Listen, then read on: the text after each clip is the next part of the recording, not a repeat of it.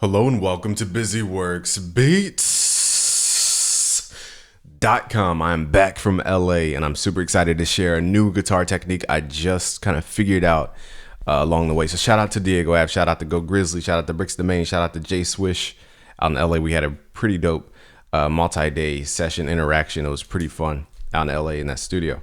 So today I'm going to show you a new way to think about guitar. Now this is to take your plug-in guitar and make it sound realistic. Now I just thought about this concept, so it's not fully fleshed out, but thumbs up the video if you like this type of stuff, if you like guitar melodies and like guitar and want to know the next level of guitar.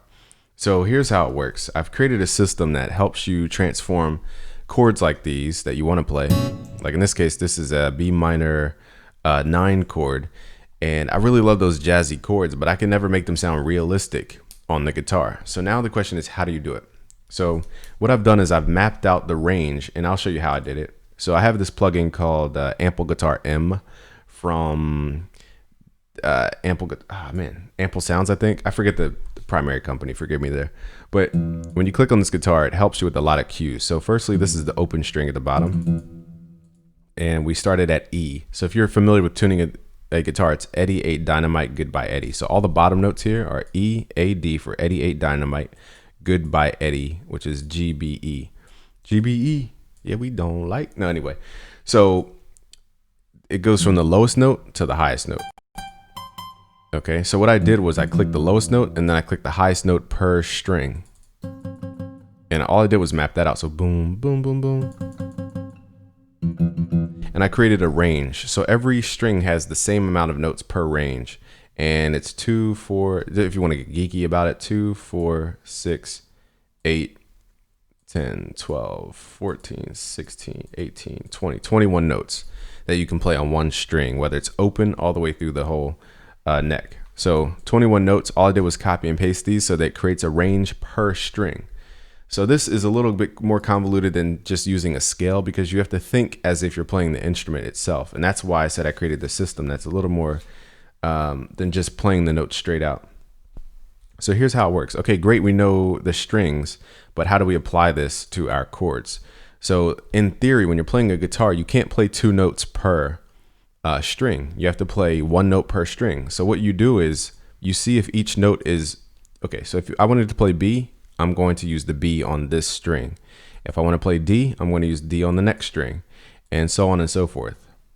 Okay, so that's the philosophy of how you play the chord. Now the problem is when we go up to C sharp, there is no C sharp 5 on the 1, 2, 3, 4, 5, the 6th string. There's no C sharp 5. So what we have to do is invert this so that we can actually hear it on this string. So in that case, you would have to pull it up an octave to even play that note. So it gives you a completely different chord voicing, we call it. And that's the philosophy. Now there's another layer to it. So let's just start with that philosophy, just based off of a note per string. So again, B, we go over to our little mapped out section to the right that you have to keep still. It's not based on a scale, it's based on the note availability. So in this case, it's B. And you will get these project files. Just so like the video if you like the concept and want these project files so you don't have to keep doing this for yourself. So you have B. And we can play B on that first string. Now D, we can play it on that second string. So it's matching up so far. Then we have F sharp or G flat, and then we can play that on the 3rd string. Then we have A4, and A4, we can play that on the 4th string. And then C sharp, I didn't realize this, but there it is, a C sharp on that 5th string. So technically we could play it using each string up till the top string. However, you have to consider the way you play a guitar as well. This is why I said it gets so convoluted, because when you play a guitar, you're probably going to hit that top note, top string, the one that's the highest pitch. And let's go to the guitar. So we play B first.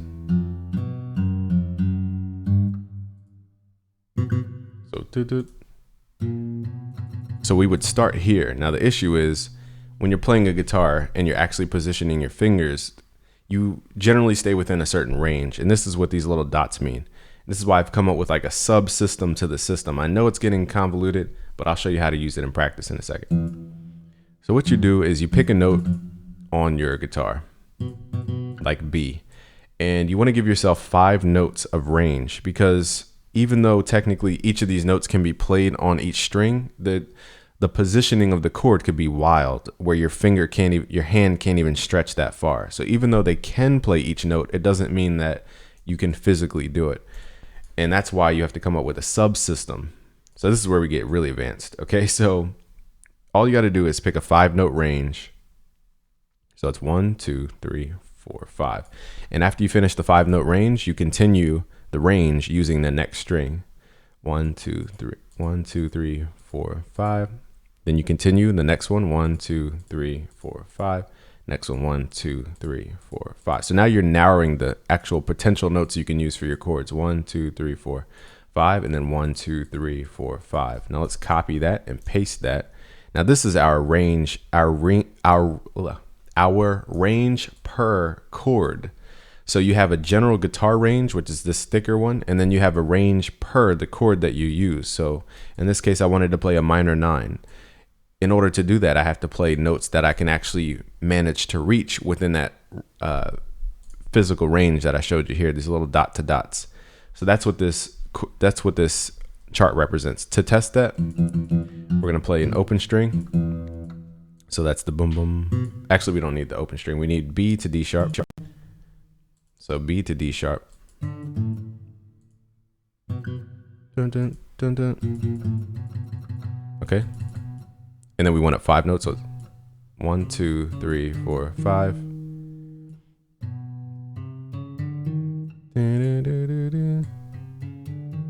And then we need to go E. So it needs to hit that. And we start right on the next note at that. So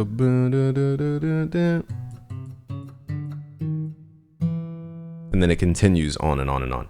So that we're staying within a certain horizontal range so that our fingers don't have to stretch so far.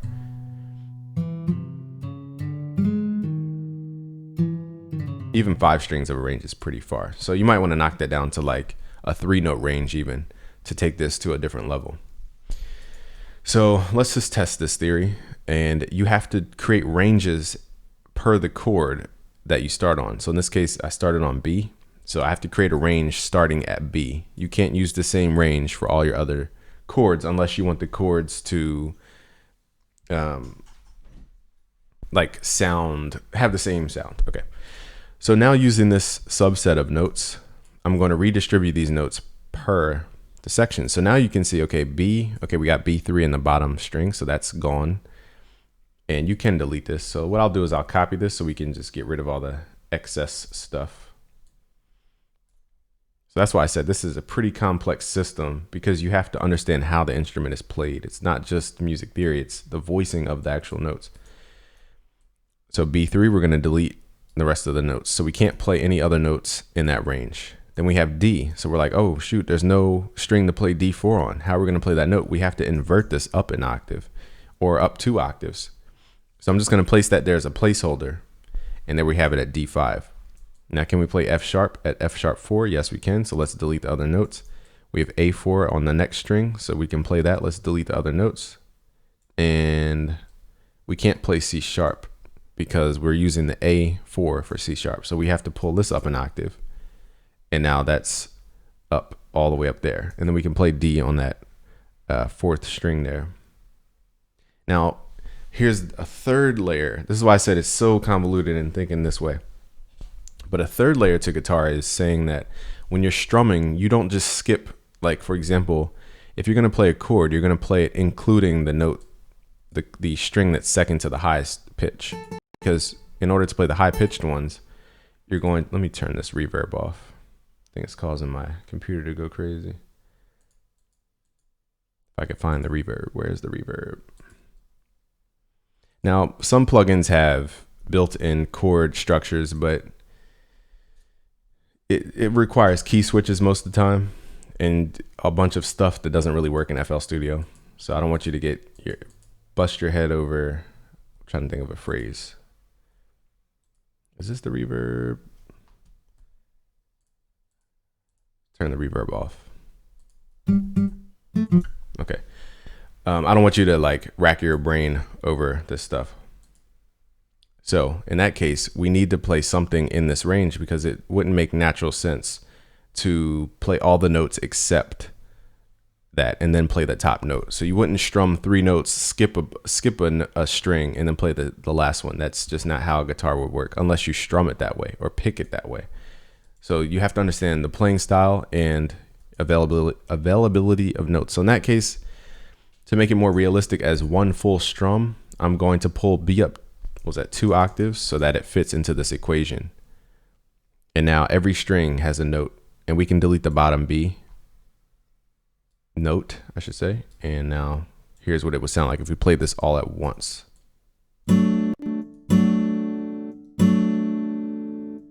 Okay, so see how it has a completely different sound.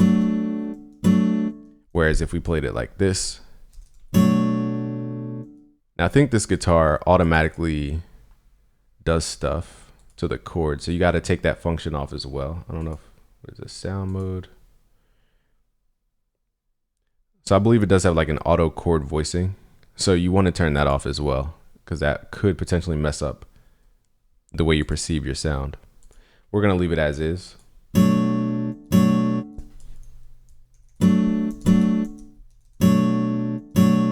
See, it's just a different vibe. But in this way wouldn't be natural because you're skipping that one note. So you could strum or pick the notes. So let's pick the notes.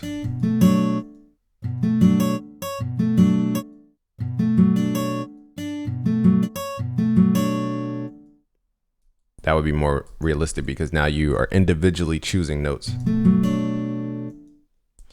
So it's very complex with guitars, and it's an elongated process. That's why sometimes just playing the guitar is a lot easier than drawing in the notes. But luckily, you can copy and paste this structure for whichever chord you want to go to next. So we don't have to keep doing that structure over and over again. So I wanted to go from B minor 9 to, so I want to go,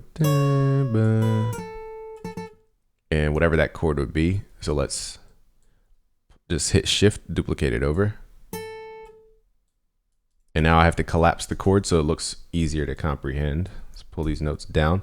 So this would be a 0, 1, 2, 3, 4, 5, 6, 7, 8, 9, 10, 11, 12, 13, 14. That's our minor 9 chord code. The question is, does this sound the way we want it to sound? So let's Control Alt Z to pull those notes back into position.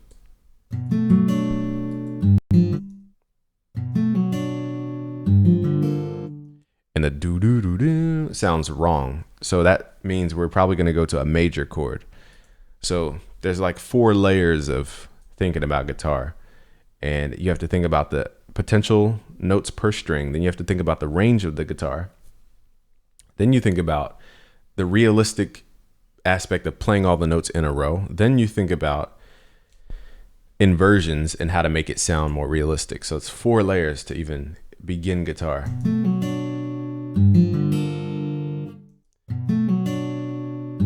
So the question is, how do we make this into a major chord? And we have to pull each of these down an octave, and then take these 3rd and the 7th, pull it up 1, and then pull these 2 back up an octave. And now we have more of an R&B sound.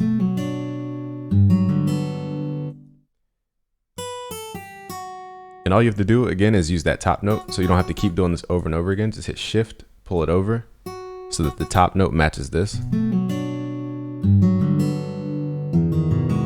But whenever it sounds wrong, take your top 2 notes, pull them down an octave, and change the chord type. Or just pull them up an octave. I think that was the issue.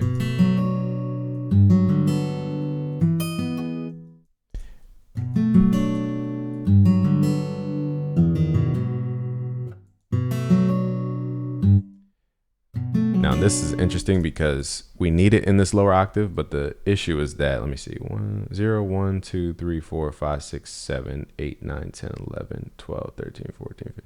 So I inverted, I believe these 2. So I inverted the 3rd and the 9th. Okay, so 3rd, 9th, pull those up an octave.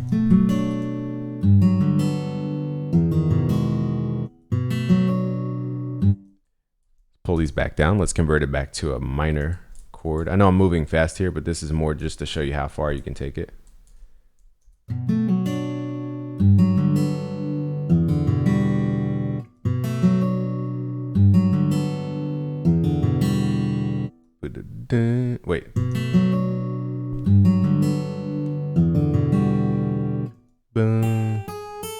Okay, then we need it back to this chord.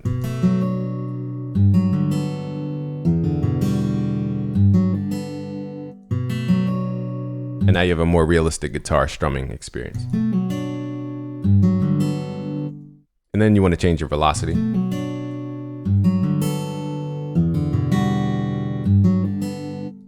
Now here I would change up that bottom note. Boom, boom, boom, boom.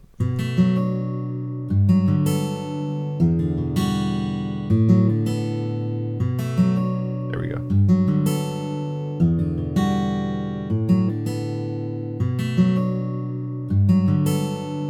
And if you want to get really, really fancy, you can do those little bing, bang, those little slide notes. Now, you have to think like a guitar. To do that, you would have to kind of tap on the hammer-ons. So you go from one note up to another note, back down. Really quickly.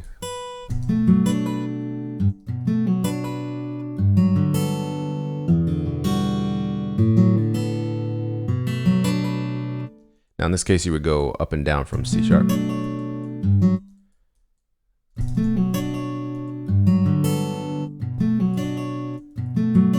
Now in this case, you don't get that slide sound.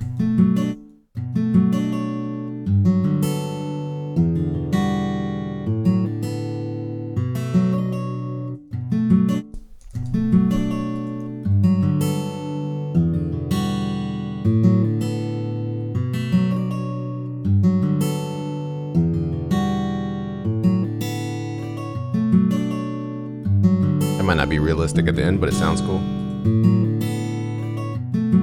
So now you just give it a velocity.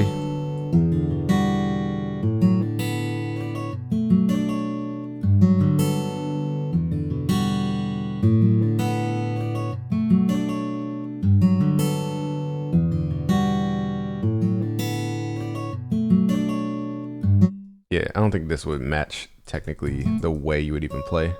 So again, you have to really think like a guitarist to make this stuff sound real. And that's my system. It sounds good so far. There are nuances, like those little glissando notes. But it works for the most part. Then you would add your reverb back.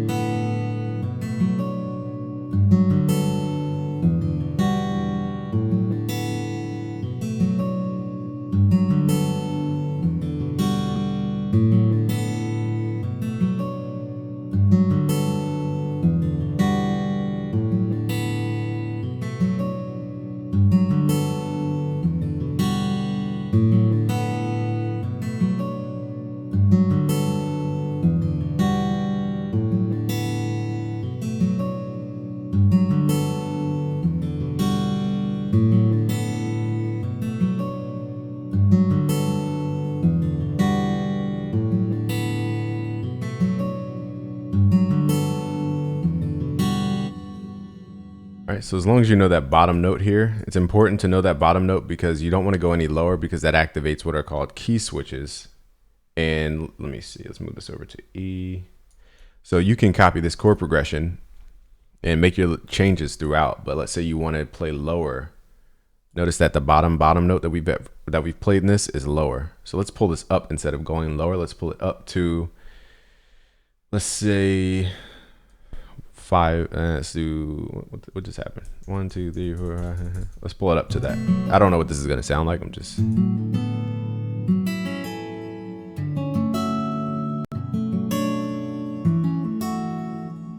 Okay, so I'll play this twice through, and you can see the formula works so far. There are little nuances. For the most part, though, you're gonna get what you expect out of this technique. And let me see. So like the video if you love this information and are excited about using it. So you can make any guitar sound good with this technique.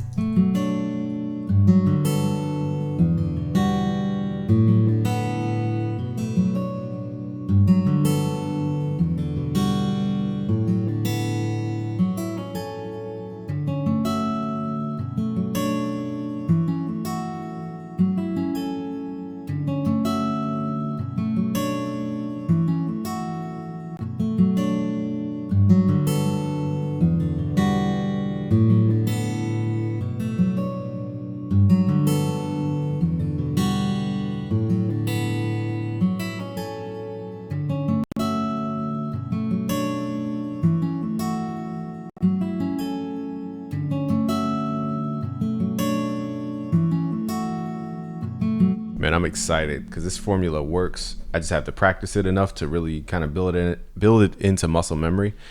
Again, like this video if you love these secrets, share with a friend because this is pretty groundbreaking as to how to play guitar realistically in a DAW. I don't think anybody's broken this down before to this level. Thank you for watching today. If you're new, please subscribe. It's busyworksbeats.com.